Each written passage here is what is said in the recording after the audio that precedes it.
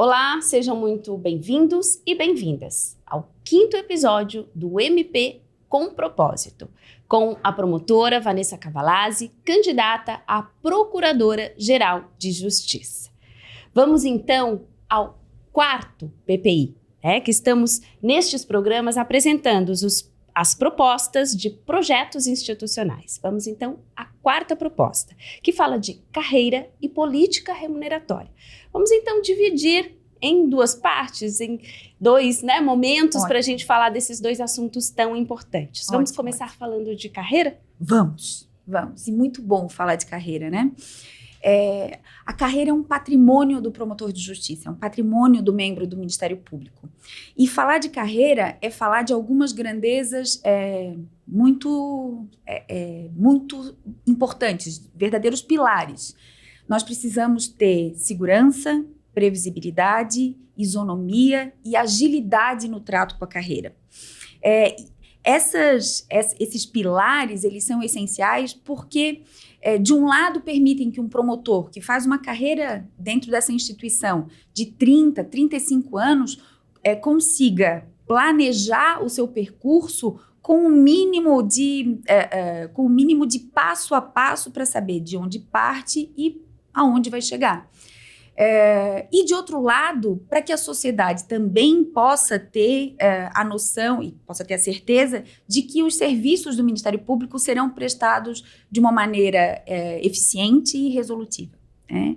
Bom, tratando dessa grandeza carreira, a primeira coisa que a gente precisa trazer à mesa é algo que me impressionou demais nessas viagens preliminares que eu fiz ao redor do estado de Santa Catarina.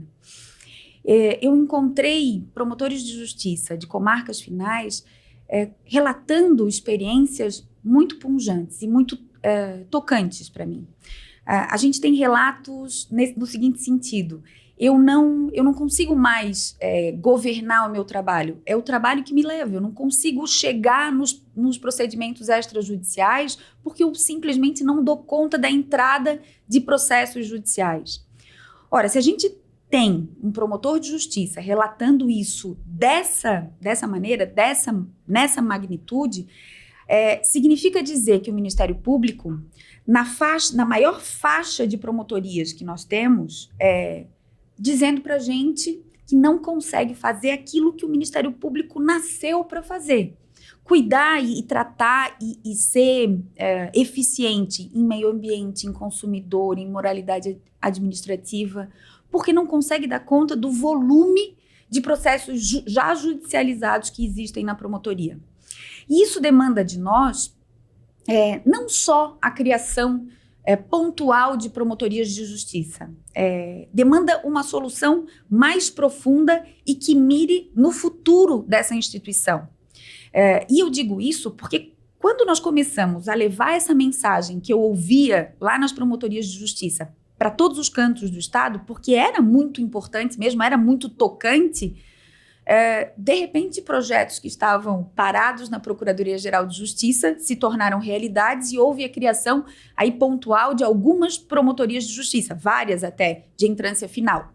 Mas a só criação não resolve o problema. A gente precisa, número 1, de critérios estáveis, previstos em ato, e, portanto, transparentes, que determinem quando é necessária a criação de uma promotoria de justiça.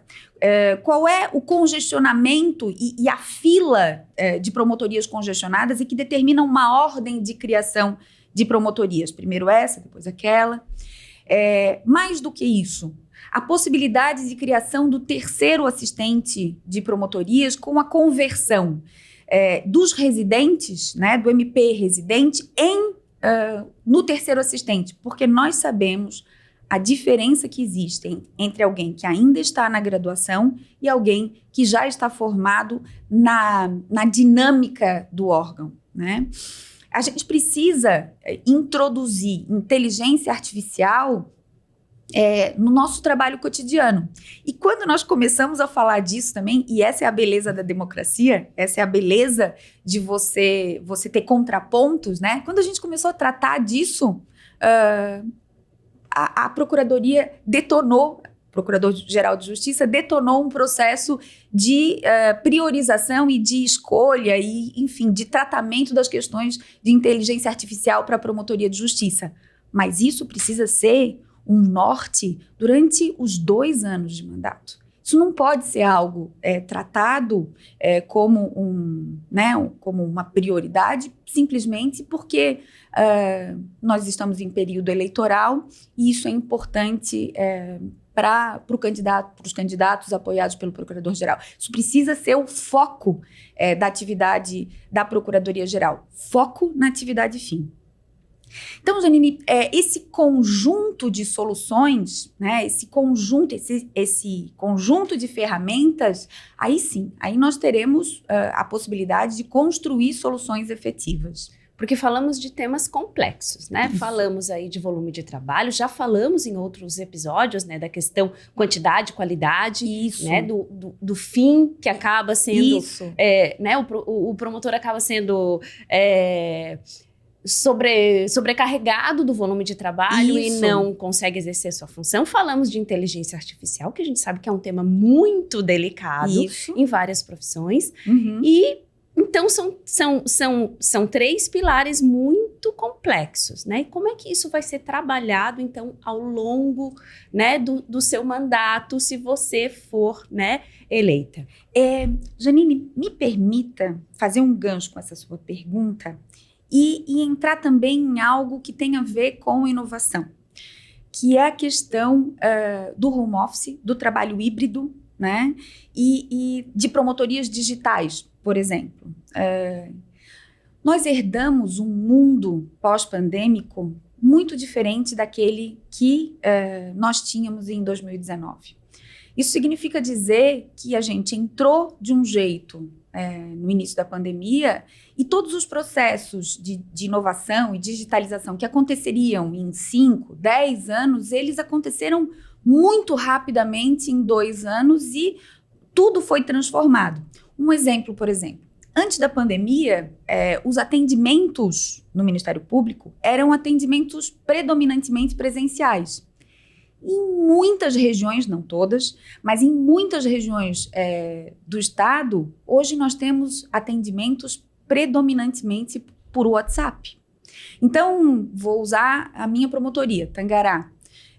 O agricultor da linha do Passo da Felicidade, que é a linha mais distante do centro de Tangará, ele não precisa mais sair do Passo da Felicidade para conversar comigo ou para ser atendido pela promotoria e para ser atendido mais rapidamente do que era pela promotoria, né? Isso foi essa forma de atendimento, ela foi incorporada na rotina dos órgãos. Nós fazemos reuniões por videoconferência, nós fazemos chamadas de vídeo, não só mais chamadas. Então, tudo foi transformado.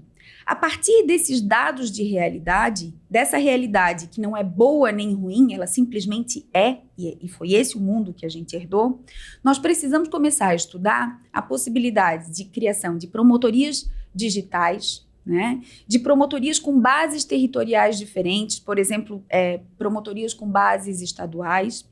Nós precisamos amadurecer a possibilidade de trabalho híbrido. O Ministério Público de São Paulo já faz isso já está disciplinado lá. E, pasme, o Conselho Nacional do Ministério Público já estuda a possibilidade de trabalho híbrido. Então, frases como, no meu tempo era assim, ou decisões que se baseiem em máximas como, no meu tempo era assim, pós-pandemia, elas ficaram ainda mais descontextualizadas, porque o mundo efetivamente era outro naquela época. Nós temos um mundo definido em novas bases. Portanto, precisamos decidir sobre esses temas de última hora, com base na realidade e em dados, né? Sem mistificações. Aperfeiçoar aquilo que na pandemia foi feito às pressas em função de uma necessidade. Exatamente. Melhorar esses processos que já deram certo. Exatamente.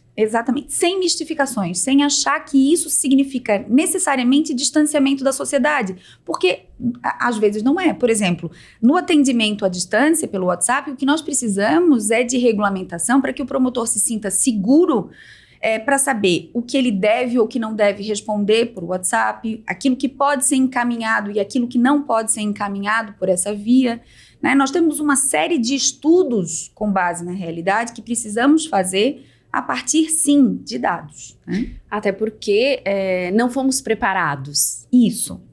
Um novo tempo e, por um novo tempo, novas premissas que devem ser, de novo, analisadas com base na realidade e em dados.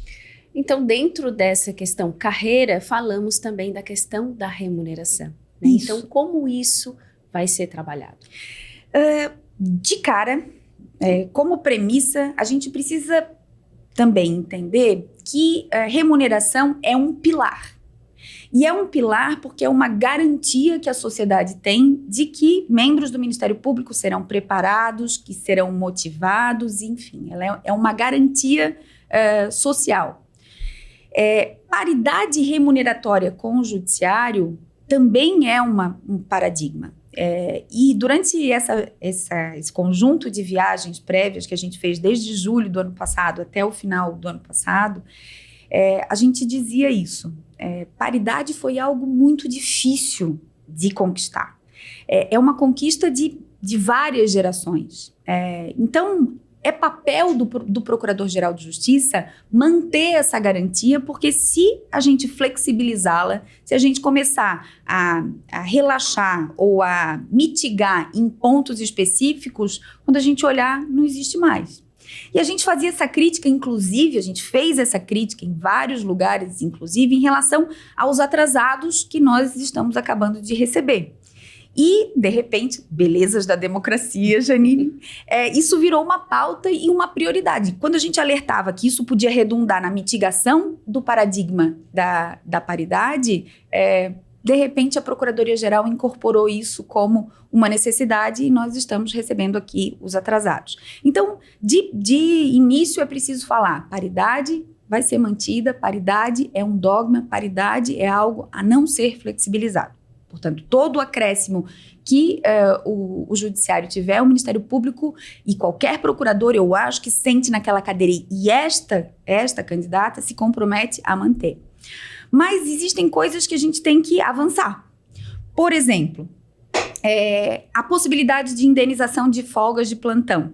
É algo a ser estudado à luz do orçamento, com responsabilidade fiscal, mas sim, é factível. O aumento do percentual de possibilidade de indenização das despesas relativas ao auxílio-saúde, de 10% para 15%. O Conselho Nacional do Ministério Público estuda alargar essa possibilidade. Nós devemos caminhar com o Conselho Nacional nesse sentido e garantir aos membros do Ministério Público a possibilidade desse ressarcimento à vista de comprovação de gasto, porque nós sabemos que muitas famílias de promotores de justiça gastam mais do que gastam além dos 10% que são indenizáveis. Então, essa é outra garantia que nós precisamos estar atentos.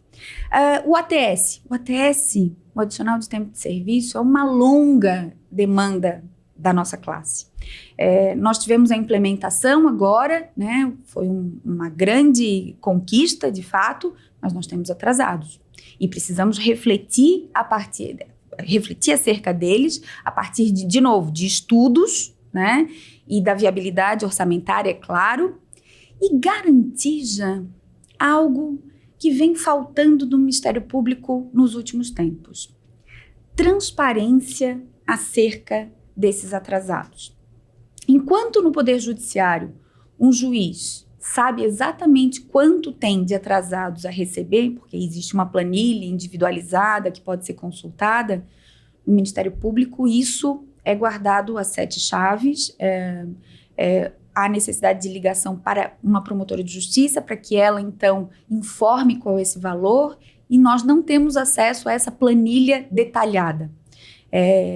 Isso é muito difícil de acreditar que dentro de uma instituição como essa, né, possa existir nos tempos atuais. Então, a garantia da transparência dos débitos que a instituição tem com os membros é algo que a gente tem que manter, e é um compromisso dessa candidatura.